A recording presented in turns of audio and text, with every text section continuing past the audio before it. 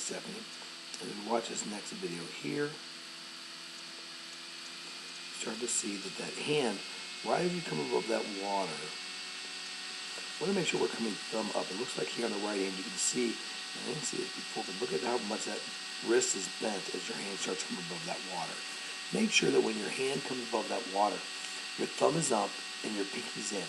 When you come up with that wrist bent, it's more like your palms are down, the top of your hand is up, and you're not really finishing the stroke as well as you should be underwater. Once you get here to the top of your stroke, you can see you start to turn that pinky. It's exactly what we want to see. Good pinky entry there. You go to the left hand. Yeah, left hand we do the same thing. We have that wrist bent. We've seen a lot of swimmers doing that lately. If you look at your forearm, you take your elbow all the way up to your wrist.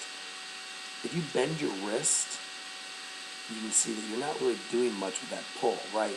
So you're not really able to finish it. In fact, Chloe Sutton kind of showed that on the video we watched on Monday if you happen to be there that day. Palm up, fingertips up.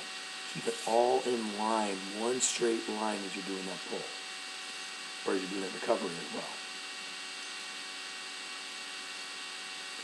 Kind of see that left hand stayed really wrist bent all the way through. And my guess is, well, there you go. Now you straighten up there at the very end.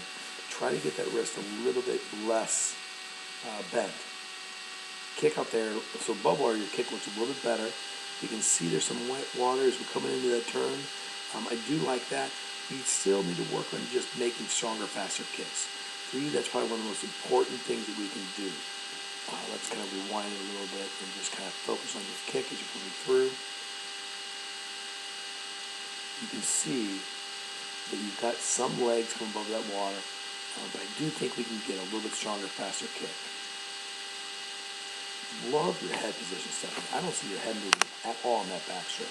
Maybe slight bit there, but really, that head position looks so good. You're nice and high in the water, and your body line looks excellent as well. I don't see that your hips are down at all. I see that you're right on top of the water, so great job. All right, as we go into that turn, you go into that turn here. Now you can kind of see that you kind of pull that arm way too quick. You just kind of throw your arm over and you pull it through, which means you're not really utilizing your backstroke turn to the best of your ability. So let's work on pulling through into that turn a little bit better. Good job of getting those legs over. I do want to see, and I'll check it out on the other video above water, but I want to see those feet a little bit wider apart, and I can't tell if they were there or not. Make sure you spread those feet out just about hip width, shoulder width apart. All right, so you start your first dolphin kick there. And again, that's probably about 3 or 4 seconds. You want to try and keep that streamline for about 2 seconds and then break into the dolphin kick. The reason why we want to only wait 2 seconds is you've got good speed at that point. So if you break into your fast dolphin kick right away, or right after that 2 seconds, you're going to be able to keep utilizing the speed that you had right in the very beginning. Nice job. You're about a body length, 2 body lengths past those flags, which is great.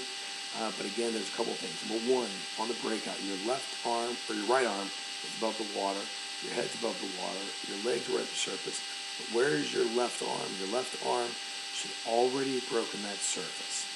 Okay, so we've got to start that breakout earlier. Really, almost probably right about here. We should be flutter kicking, starting that first stroke. So they.